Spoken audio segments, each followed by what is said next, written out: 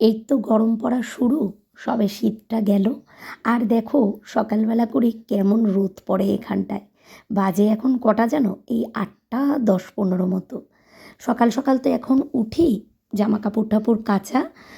আজকে জামা কাপড়গুলো কেচে নিয়েছি, কিন্তু বাদ বাকি আর কোনো কাজই হয়নি। ঘরটা পরিষ্কার করে বাবানের জামা কাপড়গুলো কেচেছি। এখনও মেলতেও যাইনি ছাদে, শুধু ন্যাকড়াগুলো এই জায়গাটায় মেলেছি। আর দেখো কত সুন্দর রোদ। শীতকালে কিন্তু এইভাবে একটুও রোদ পড়ে না।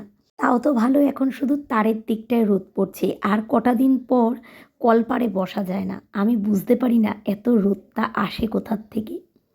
ভিডিওটা শুরু করেছি। কেমন আছো তোমরা সবাই? আশা করছি সবাই খুব ভালো আছো, সুস্থ আছো। আর অনুষ্ঠান চলে আসলো আমার বাড়িতে, আর আমার গলার অবস্থা পুরো খারাপ। মানে বাড়িতে এটা বলে না, যখনই কোনো অনুষ্ঠান হয় তার 2-3 দিন আগে থেকে দেখি আমার গলা ভেঙে যায়। কেন জানি না, এত গলার অবস্থা খারাপ 2 দিন ধরেই বুঝতে পারছিলাম। আজ তো একদম গলা থেকে সাউন্ডই বেরাচ্ছে না। যাই হোক, দেখো ছেলেকে দুধ খাইয়ে ওর বাবার কাছে দিয়ে দিয়েছি। কারণ এই সকাল টাইমটা বাবানের একটা খুব বাজে অভ্যেস হয়ে গেছে, বাইরে ঘোরা। ও কিছুতেই এই সকাল টাইমটা না ঘরে থাকতেই চায় না। আসলে নেয় আমার যা, নেয় জায়ের মেয়ে, নেয় মনা, নেয় আমার দেওর, নেয় কেউ না কেউ এই সকাল টাইমটা ওকে নেয়। আর আজকে এমন হয়েছে কেউই সকালবেলায় নেই। মনা পড়তে বসেছে, আমাদের বাড়ির ছোটো মনাও পড়তে বসেছে, আমার যাও নেই, আমার দেওরও নেই, আর কেউ ওকে নেওয়ার নেই। তোমাদের দাদাভাই বেরিয়েছিল একটু বাজারের দিকে, তো ও আসার পরেই ওকে বললাম তুমি আগে ছেলেকে ধরো। ওর কোলে দিয়ে এখনও আমি ব্রাশ করিনি। সকাল থেকে কাজকর্ম সারতে সারতে ব্রাশ করার টাইম পাইনি। ভাবলাম তোমাদেরকে এই ফুলটা দেখাই। দেখো আমার যা যেই ডালিয়া গাছটা লাগিয়েছিল না, শীতে তো ফুল ফোটেনি, এখন গরম চলে আসলো, শীত গিয়ে এখন কত সুন্দর একটা ডালিয়া ফুল ফুটেছে। একদিকে ভালোই হয়েছে, বাবানের অন্নপ্রাশনের মধ্যে সব গাছে বেশ সুন্দর ফুল ফুটে আছে। দেখতে না খুব ভালো লাগছে জানো তো। আর বেশ কিন্তু ভালো গরমও পড়ে গেছে, এখন আর কম্বল টম্বল গায়ে দেওয়ার দরকার পড়ে না। তবু রোদে দিয়েছি, যে না দিলে না, তাই দিয়ে রেখেছি। একবার চা খেয়েছি, সকালবেলা একবার চা খেয়েছি, কিন্তু বিস্কুট ছিল না তো সেই কারণে আর কিছু খাওয়াই হয়নি। আমার গলার অবস্থা খুব খারাপ, আগে থাকতেই ঠান্ডা বসে যাচ্ছে। এখনও অনুষ্ঠানের দিন, জানি না কত চিৎকার করতে হবে, কত কথা বলতে হবে, গলার কি অবস্থা হবে। কথা বলতেই যেন কষ্ট হচ্ছে, একটানা কথা বলতেই।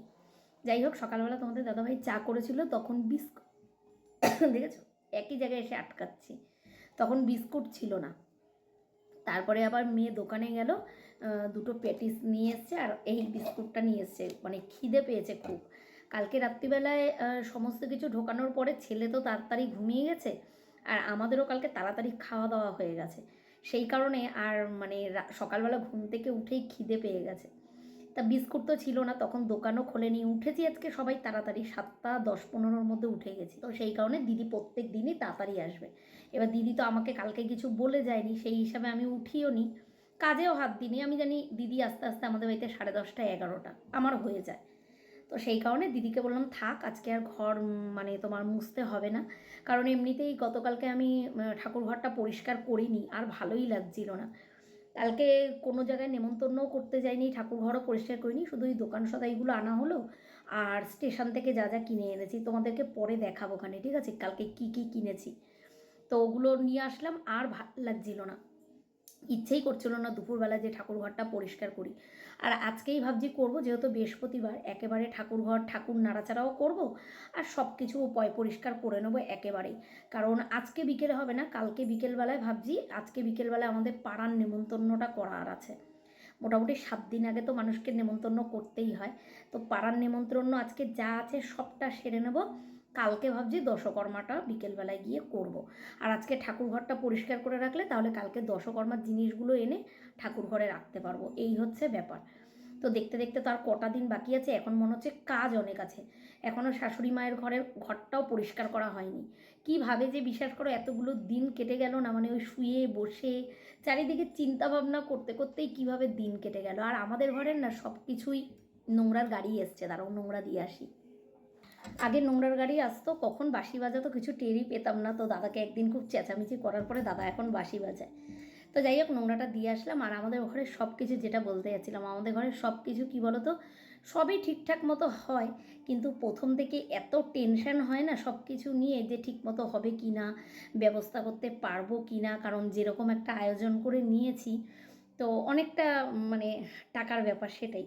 তো সেটা নিয়ে অনেক একটু চিন্তা টিন্তা ছিল। যাই হোক, সমস্ত প্রবলেমগুলো সলভ হয়েছে, তো সব কিছু ঠিকঠাক আছে। তো সেই কারণে এখন আর প্রথম থেকে বসে থেকে এখন আর হাতে টাইম নেই। তোমাদের দাদাভাই আজকে কাজে গেছে, কালকের থেকে ও দুদিন আবার কাজে যাবে না।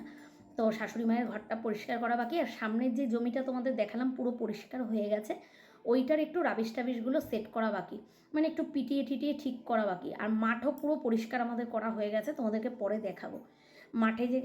মাঠে যেখানে প্যান্ডেল হবে ওখানেও পরিষ্কার করা হয়ে গেছে।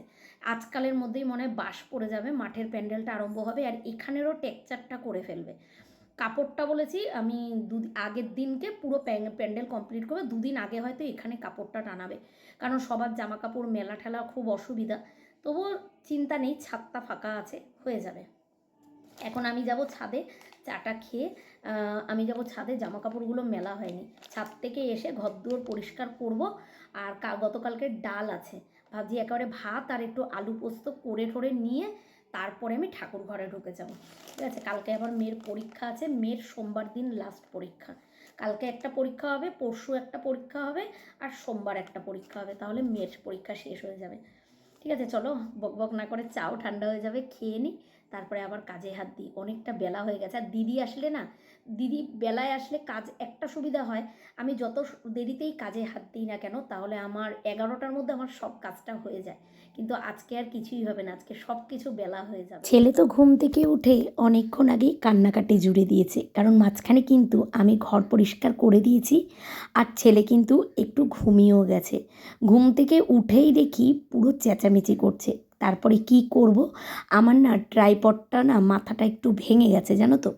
ট্রাইপডটা দিয়ে আমার কোনো কাজই করা যায় না। লাস্টে এইটাকে নিয়ে এইভাবে বিছানার ওপরে ওকে দিয়ে শুয়ে রেখেছি। কিন্তু শুলে হবে কি, বাবু তো এখন এক জায়গাতে থাকেনি না, সারা বিছানা ঘোরে আর শুধু উল্টে যায়, কোনো খেলনাই ওনার কাছে কোনো কিছু না।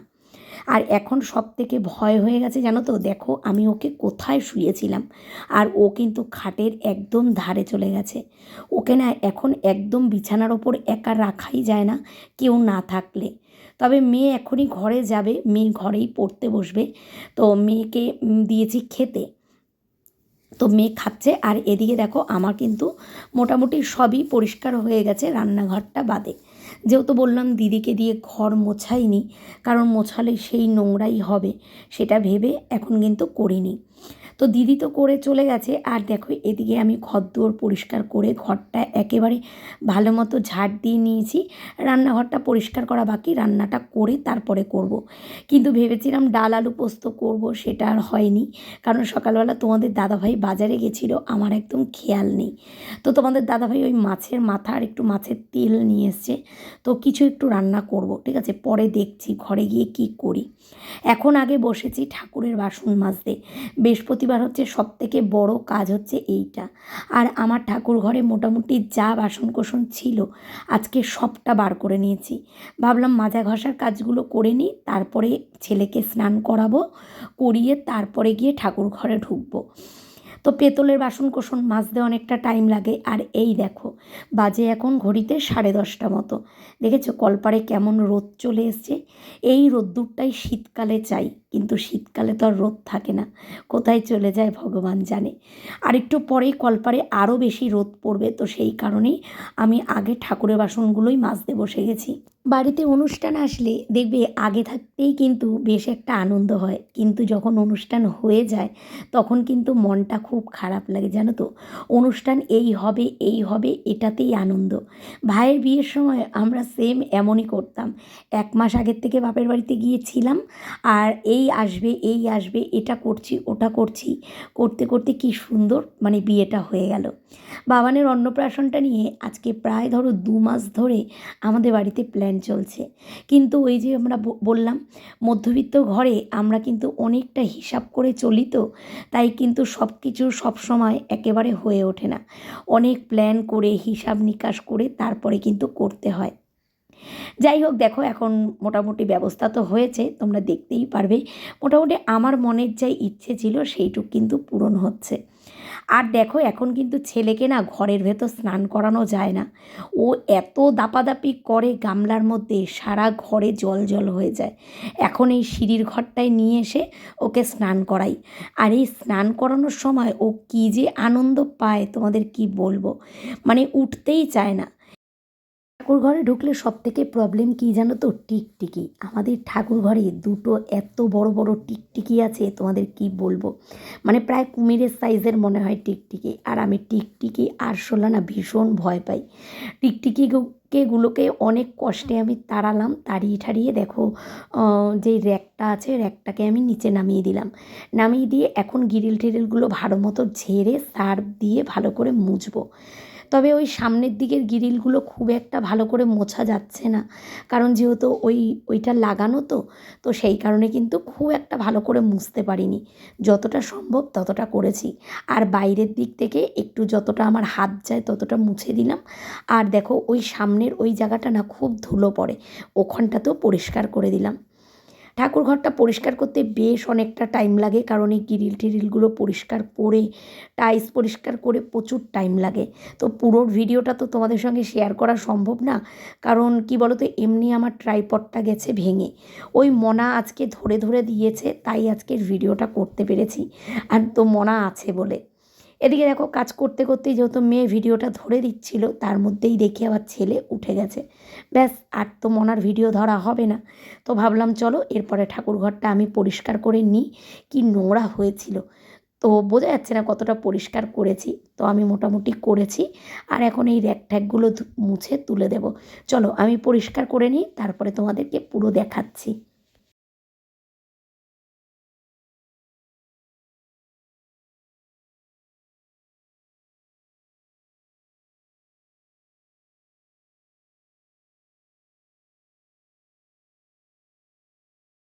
ঘরে না আবার আগের মতো ইঁদুরে উৎপাত আরম্ভ করেছে, জানো তো।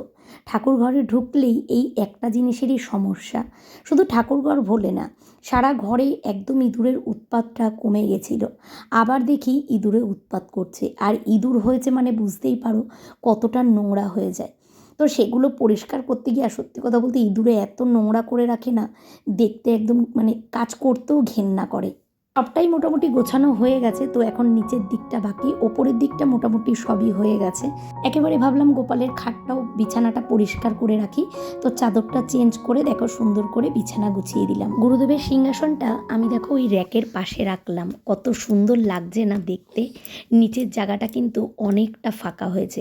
পুরো ঠাকুর ঘর পরিষ্কার করে সব ঠাকুর কিন্তু আমি এখন ব্যালকনির ওপরটাতে তুলে রেখেছি। পুজো দেওয়ার সময় ঠাকুর একেবারে সব স্নান করিয়ে পরিষ্কার করিয়ে জাগা মতো বসাবো। দেখো পুরো পরিষ্কার হয়ে গেছে, একদম গুছিয়ে ফেলেছি। সামনের বৃহস্পতিবার যেহেতু এতটা করতে পারবো না, তো আজকে সবটা কমপ্লিট করে রাখলাম। আর গুরুদেবের সিংহাসনটা ওপরে বসিয়ে কেমন লাগছে কমেন্ট করে জানাবে, ঠিক আছে। তো চলো এরপরে আমার তো এদিকে হয়ে গেছে, আর এই যে এতগুলো জিনিস বেরিয়েছে এগুলোকে ধুয়ে পরিষ্কার করে মেলে দেবো। তারপরে চলে আসলাম দেখো ঘর মুছতে। তো আমার ছেলেকে আমার জায়ের ঘরে দিয়ে আসলাম, দিয়ে এসে এরপরে আমি নিয়েছি ঘর মুছতে। আর একটু দুধ করেও আমার জায়ের কাছে দিয়ে আসলাম, ওকে বললাম একটু খাইয়ে দিতে। আমি এর মধ্যে ঘরটা মুছে স্নান করে আসব, যেহেতু রান্নাবান্নাও বাকি আছে, এই দিকটা করে তারপরে স্নান করব। আর দেখো মেয়েকে বললাম কম্বলগুলো তুলে দে, কারণ এখনের রোদের এত তাপ না, বেশিক্ষণ কিন্তু কম্বল রাখা যায় না। কদিন ধরে তো কেনাকাটা সব কিছুই চলছে, কিন্তু তোমাদের সঙ্গে তো সেরকমভাবে ভিডিও শেয়ার করিনি, তাই তোমাদেরকে দেখাতেও পারিনি। ভাবছি আজকের এদিকের কাজকর্মগুলো করে বাবানের জন্য কি কি কিনলাম সেগুলো তোমাদের দেখাবো। কালকে তো অনলাইন থেকে একটা পাঞ্জাবি এসছে, আর আজকেও কিন্তু মানে আজকে না দুদিন আগে কিন্তু অনেক কিছু কেনাকাটা করেছি। দেখো অনুষ্ঠান মানে কেনাকাটা তো আছেই, কেনাকাটা ছাড়া কোনো অনুষ্ঠান হবেই না। এসেই আর পুজোটা দিলাম, পুজোটা দিতে অনেক টাইম লেগে গেছে, কারণ পুজোটা আজকে আমাকেই দিতে হয়েছিল। তো আগে সেদ্ধ ভাত করেছিলাম সকালবেলা, তো মেয়ে ওটাই দুপুরবেলা খেয়ে নিল। আর বাজে এখন প্রায় বেলা 2টো, আমি রান্না বসালাম সবে। ওদিকে পুঁইদানা ভাজা করতে নিয়েছি দেখো অনেকটা, কারণ আজকে আর কালকের জন্য রান্না করে রাখবো, কারণ কালকে আমার টাইম হবে না, তো সেই কারণে ভাবলাম আজকে যখন রান্না করতেই নিয়েছি একটু বেশি করে তরকারি রান্না করে রাখি। এদিকে মাছের তেল ভাজবো, পুঁইদানা আলুটা ভাজবো, আর মাছের মাথা দিয়ে বাঁধাকপি করব। আর তার সাথে ডিম কষানোও করব, ডিম কষানোটা আমরা রাত্রিরে খাবো। আর রাত্রিবেলা অল্প অল্প করে তরকারি খেয়ে যা থাকবে সব কিন্তু কালকের জন্য রেখে দেব। পটি করছো? পটি হচ্ছে? শুয়ে আছে দেখো, ছেলেকে দুধ খাওয়ালাম, দেখো শুয়ে আছে, দেখো কত বড় মানুষের মতো। বাবা পটি হচ্ছে মনে হয়, তাকিয়ে আছে দেখ, বা পটি হচ্ছে, পটি করছে মনে হচ্ছে, তাই এত এরকম নিস্তেজভাবে পড়ে আছে। তো যাই হোক, ওকে দুধ খাওয়ালাম। আর দেখো দিদি এসছিল, জানো তো, দিদি এসছিল।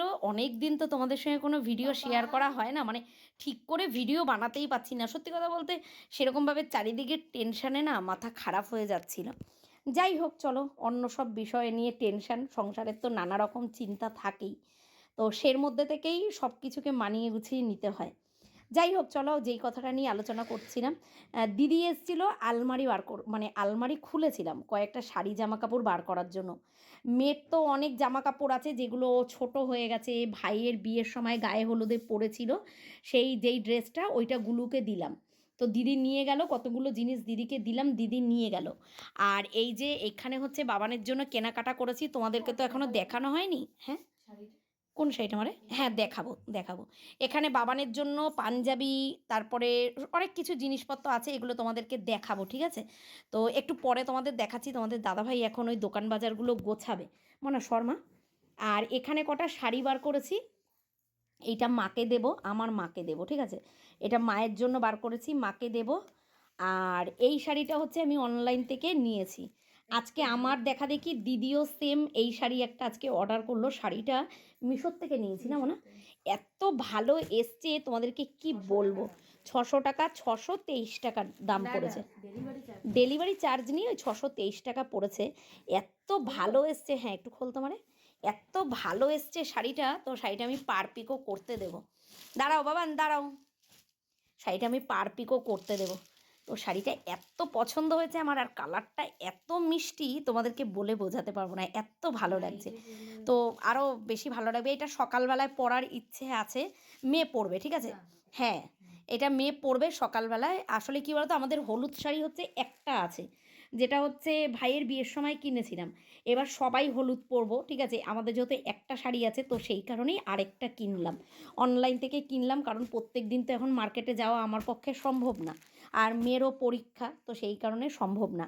আর এই হলুদটা আমি পরবো, এইটা আমি দেবো দোকানে পালিশ করতে, কারণ কি বলতো, এইটা একটু নরম আছে, সুতির আছে, এইটা পরে আমি মানে থাকতে পারবো, অসুবিধা হবে না। বাবানকে কোলে টোলে নেওয়া আছে, দুধ খাওয়ানো আছে। আর এই শাড়িটা দেখো ভাইয়ের বিয়ের সময়, হ্যাঁ ঘুরে গেছে পুরো, এই দেখো পুরো ঘুরে গেছে। ভাইয়ের বিয়ের সময় না এই শাড়িটা আমি পরেছিলাম বিয়ের দিন, মনে একটু খোল মা শাড়িটা ভেতরটা। আর শাড়িটা সেইভাবে পরাই হয়নি, তো আমার জায়ের মেয়ের বিয়েতে পরবো, যা তোমাদের তো বলেই দিলাম। যাই হোক, তোমরা অনেকেই গেস করেছিলে যে আমাদের বাড়িতে বিয়ে, তোমাদেরকে বলেছিলাম, তোমরা অনেকেই গেস করেছিলে যে তোমার জায়ের মেয়ের বিয়ে। হ্যাঁ, আমার জায়ের মেয়ের বিয়ে। যাই হোক, ও তখন আমার এই শাড়িটা পরার না খুব ইচ্ছে আছে, জানো তো, এই শাড়িটা অনেক শখ করে কিনেছিলাম, হাজার বুটি শাড়ি বেনারসি। তো তখন ভাইয়ের বিয়েটা যে কিভাবে কেটে গেছে, কি সেজেছি না সেজেছি, শাড়িটা পরে নিজেকে কেমন লাগছিল একবার আয়না দিয়ে দেখার মতো সুযোগ পাইনি। আর যার কাছে সেজেছিলাম সে সাজটাও বাজে সাজিয়েছিল, মোট কথা আমি শাড়িটা যেইভাবে পরবো ভেবেছিলাম সেইভাবে পরতে পারিনি। তো দিদি পরবে ছেলের অনুষ্ঠানের দিন এই শাড়িটা, তো এই শাড়িটা বার করলাম, দিদি বললো একটু দোকানে দিতে। এটার মধ্যে কিন্তু রানী কালার ব্লাউজ দিয়ে দারুণ লাগবে, এটা হচ্ছে আঁচলটা, আর এইটা হচ্ছে পুরো বডিটা হাজার বুটি বেনারসি। তো এটা খুব শখ করে কিনেছিলাম, নিজের বিয়েতেও আমি এত ভালো শাড়ি পরিনি সত্যি। তখন আমার বাবা একটা শাড়িও ঠিক করে কিনে দিতে পারেনি, ওই লোকে যা দিয়েছিল সেটাই পরেছিলাম, সেই হিসাব করে ভাইয়ের বিয়েতে তোমাদের দাদাভাই কিনে দিয়েছিল, তো মানে মন মতো সাজতে পারিনি। যাই হোক, চলো, নিজেদের বাড়িতে অনুষ্ঠান থাকলে যা হয়, মেকআপ আর্টিস্ট আমার সমস্ত কিছু বরবাদ করে দিয়েছিল। তো দিদি এই শাড়িটা পরবে বলে আমি বার করলাম, এটা দোকানে দেব। আর টুকিটাকে অনেকগুলো, দাঁড়াও তোমাদেরকে গিফটও মানে দেখাচ্ছি, বা মানে জিনিসগুলো দেখাচ্ছি। এই কটা জিনিস বার করলাম, এখনও তোমাদের দাদাভাইয়ের পাঞ্জাবি বার করব। এগুলো সব ইস্তারি করতে যাবে, বুঝেছো? কি বাবা, কি ওর সঙ্গে কথা বলতে হবে, দেখেছো? কি বাবা, কি কি কি কথা বলবা তুমি, বলো? কি কথা বলবা, বলো? কি বলতে চাও? আচ্ছা, আওয়াজ করতে চাও? কি বলবা, আর কি বলবা, আর কি বলবা, বলো, বলো। ভাই ওরা ফোন করলেও সেম এরকম চেঁচামেচি করবে, মানে ফোনটা ওকে দিতে হবে, দেখেছো? ওর চোখের সামনে থেকে ফোন সরানো যাবে না। এই ড্রেসটা দেখো, যেহেতু ফটোশ্যুট হবে তো অনেকগুলো ড্রেসই কিন্তু ওর দরকার। তো এই টাইপের জামা কিন্তু ছেলে এখনো পরেনি, এই ডাংরি স্টাইলের একটা শার্ট মানে কেনা হয়েছে। দেখো, মেয়ে যা জামা কাপড় ছড়ানো ছিল সব ওই জানলার মধ্যে রেখে জানলার পর্দা দিয়ে দিয়েছে। মেয়ে এক্ষুনি পড়তে বসবে আবার। আর আমি, ঠাকুরমশাই আসবে এক্ষুনি আমাদের বাড়িতে, বুঝেছো? আবার কথা বলবো। তো ভাবলাম তোমাদেরকে অর্ধেক দেখিয়ে রেখে দিয়েছি, একেবারে এইটুকুনি দেখিয়ে আজকের মতো ভিডিওটা শেষ করব। তো যাই হোক, দেখো ওদিকে ওই সেটটা তো তোমাদের দেখালাম, এই একটা সেট কেনা হয়েছে।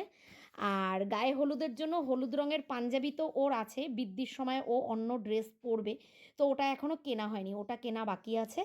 আর এইখানে একটা এই কালারের দেখো ধুতি মানে পাঞ্জাবি কিনেছি, আর সাদা রঙের ধুতি, তার সঙ্গে জুতো পাগড়ি সমস্ত কিছু কিন্তু সেট করা। এটা পুরো অন্নপ্রাশনের সেট হিসাবে বিক্রি হচ্ছিল, তো আমি এই কালারের একটা নিয়েছি। আর হলুদ পরতে বললে হলুদও 2 সেট পাঞ্জাবি রয়েছে, সেই কারণে আর হলুদ কিনিনি। আর ওইটা দেমারে।